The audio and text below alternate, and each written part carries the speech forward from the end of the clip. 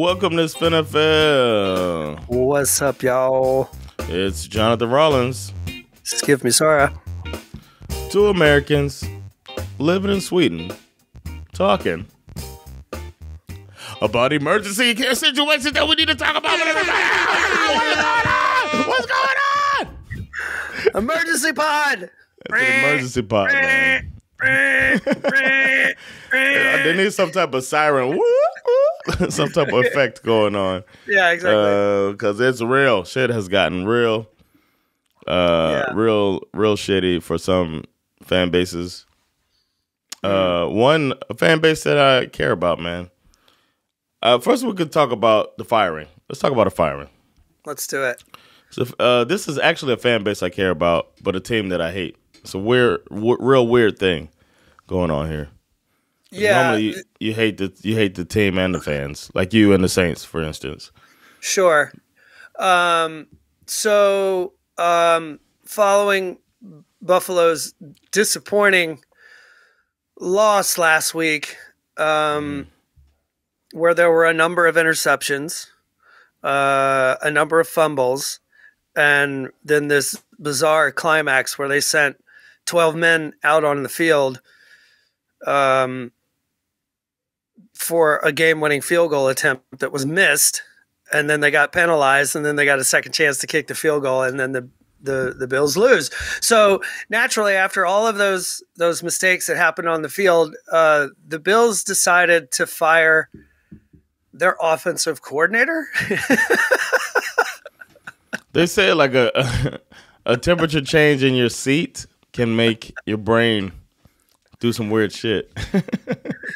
And I think that's what happened here, man. Like McDermott all of a sudden got a hot seat. Ken Dorsey clearly, I mean, he called all of those fumbles. He clearly asked Josh Allen to throw all those interceptions. Yeah, so it's part of the play. And most people don't know this, but the special teams coordinator probably asked Ken Dorsey, like, hey, should I send an extra guy on the field to block this field goal? And Ken Dorsey said, yeah. So naturally, he was the one that needed to be fired. What they don't talk about is that the 12th man on the field was Josh Allen. Listening to the offensive coordinator, he runs out there, tries to block the kick on his own. It's a hero ball. To me, this reeks of desperation. I mean, obviously, after a big mistake like that, something. I don't know if I agree that something had to happen necessarily. He's got to look proactive, though. But I got a question for you. Yes. Related to the situation. Hey, Skiff. This is a question to Skiff Massar from his friend Jonathan Rollins regarding the Buffalo Bills. Skiff, will Sean McDermott return as the Buffalo Bills coach next year? Ooh, I thought you were going to ask me how this is Kyle Shanahan's fault, but I can answer this question too. I would say, yeah. I think yes. I think he'll come back. But I think next year will be the year where his seat is flaming hot. I think that this team had not made the playoffs in how many years before he showed up? And then he takes them to the playoffs in his first. I think he's got I think he has more rope than most people realize. I do think that when you fire one of your, I think this is true for any head coach. As soon as you fire your coordinator, you're next. Here's another question for you. I don't know if you know the answer to this. Who is the Buffalo Bills defensive coordinator? Oh, wait, I do know the answer to this. What's that guy's name? I can't remember. Tell me. I forgot. Yeah. Their defensive coordinator took a year off. Right. Sean McDermott. It's Leslie Frazier was the defensive coordinator. Yeah, Leslie Frazier. Yes, thank you. Sean McDermott has been calling defensive plays this year. Yeah. Yep. Could this be the root of their problem this year, that the coach is preoccupied with the defense? So now he's going to be worried about the offense since he's fired his offensive coordinator. And who knows if Leslie Frazier's coming back. Also, I think the Bills have more than one problem, to be honest with you. I think you're right. I think that's one problem. I think the other problem is that they can't decide. Like, I feel like this year, coming into the season, they couldn't really decide between asking Josh Allen to run less and wanting Josh Allen to be Josh Allen. I don't think you can have it both ways. I think if you want Josh Allen to be Josh Allen, you have to just take the leash off and let him do what he does. And I think this year we've seen him try to be more restrained. He's not running as much. And I think as soon as you stick him in the pocket and you force him to be a pocket passer, all of a sudden he's throwing more interceptions than he has in the last couple of years. He's gone back to the way we thought of him when he first started, which obviously is very good for your fool's gold narrative. But I think that I personally think at this point you have to – I think the right call is just to let Josh Allen be Josh Allen, even if that means that it increases his chance of getting injured. Like, just let him go. What if it means that you'll never get a Super Bowl victory?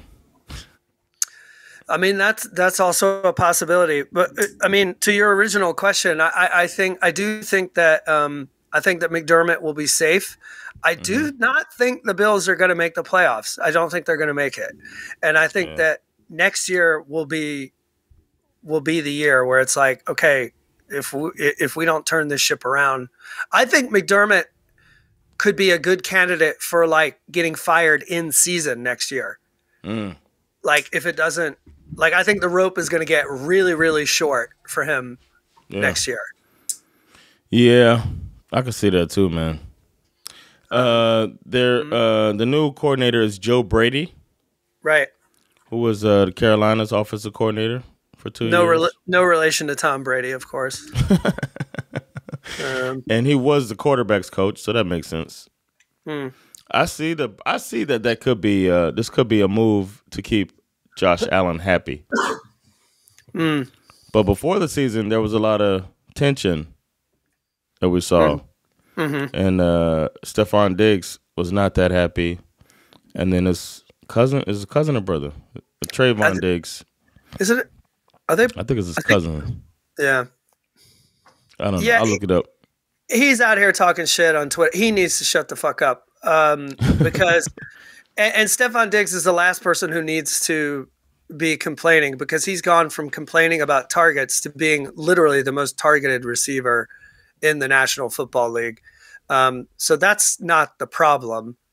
I mean, the problem, and to be fair, like to Josh Allen, a lot of these interceptions, I can't sit here and tell you exactly how many, but a lot of the ones that I've seen are really not his fault. Like, you know, they're going off of the receiver's hand. I know Gabe Davis has been responsible for quite a few where it goes off of his hands and he gets picked. The fumbles are obviously not his fault. I mean, my man, former Bulldog James Cook, as much as I love him, I mean, he fumbles on the first snap of the game last week. He fumbled again in that game, and he was so. Remember that play? Did you see that where he's running, he fumbles, the ball hits the ground and goes right back in his hands. In stride, like how that was crazy. How lucky was that? You know what I mean? Yeah. Like, so. Allen's got 3 fumbles lost, and I think 5 fumbles total. Right. He's got 14 turnovers this year. He's thrown a lot of picks. Yeah, it's hard to look away from that. But I certainly don't think firing Ken Dorsey was the answer. I think that this only, again, indicates that Sean McDermott's seat has just gone up several degrees in heat. But I don't expect them to fire him at the end of the season. I don't think so. No, I don't think so either. I think it looks bad when your coordinators go down and you get a bunch of injuries and then nothing. Like we expected the defense to drop off a little bit, but then the offense dropped off, and it's like now you're just a mediocre team. Like, damn. Yeah. And the coordinator at the time of the 13-second game that we said before the season started, that sliding doors moment. If Cheetah's not Cheetah, and Kelsey's not Kelsey, they don't come back and win that game. that could have been their window, man. I think in the same way that there are like things that happen in NFL history that deservedly hang around in the conversation and really can like define a football team. For me as a Falcons fan, I know that it doesn't matter. Even if we win a Super Bowl, people will still refer to the 28-3. That will follow us around forever. What is 28? What are you talking about? It was I don't know. It's fuzzy. You don't even get me started. We fucking fire up why is this Kyle Shanahan's fault? We can talk about that all. But the point I'm trying to make is that I think that those 13 seconds will follow around this current narrative for the Bills for quite some time. I think people will be talking about this for years. You mean like how they talked about the 4 Super Bowl losses? Yeah, and I think this. I think that I feel like you and I have spoken about this off mic before. That this will fall into that same category of like the conversation as to why the Bills haven't won a Super Bowl yet. And it's not going to get that much easier for them. There's still a chance that they could make the playoffs, obviously, because there's a lot of teams that are getting beat up out here. There's a lot of teams that are kind of near 500 records, but their schedule doesn't get a whole lot easier. Today they play the Jets, which that's got a must-win game right there. And then there's no way that they could lose to the Jets. I mean, when's the last time wait a minute. Because their schedule gets a little hairy after that. They play their next game after the Jets is Eagles, Chiefs, Cowboys. Do not lose to the Chargers. I mean, and then Patriots, you can't lose to them either. And then Dolphins, who definitely want to get some revenge after getting boat raced by the Bills earlier in the season. So I don't. Their road to the playoffs is going to be difficult. It can happen, but yeah. We'll see. The good thing is that their road to winning the division is very slim. It's very tough. Oh, that's. I don't think is that even possible. Miami could lose. Miami could lose games. Wouldn't it take? It would take a total collapse, I think, by Miami, which I don't see that coming. Because let's see, 6-3. Yeah, shit, damn. Yeah, I mean, if you think about it, they're still 4, right? They're still in it. I mean, Bills are 5-5. Dolphins are 6-3. So, but yeah, 2 games back. Yeah. I think they could still make the playoffs. I think, but yeah, they got to start lighting it up for sure. Playoffs? Don't talk about it. Playoffs? You kidding me? We can move on to a team that I feel pretty safe in predicting that the Bengals are not going to make the playoffs this year. Thursday Night Football, most of you probably already know this. Joe Burrow is done for the season. He has a torn ligament in his right wrist. I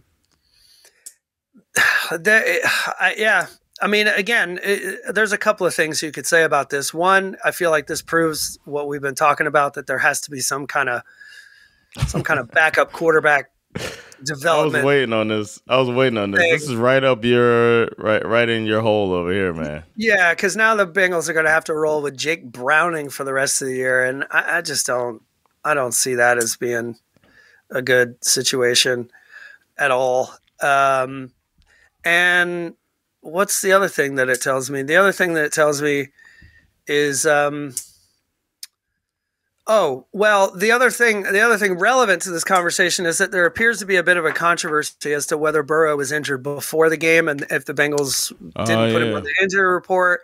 There's some footage of him getting off the plane with a brace on his wrist that the Bengals put on their social media and then promptly deleted it.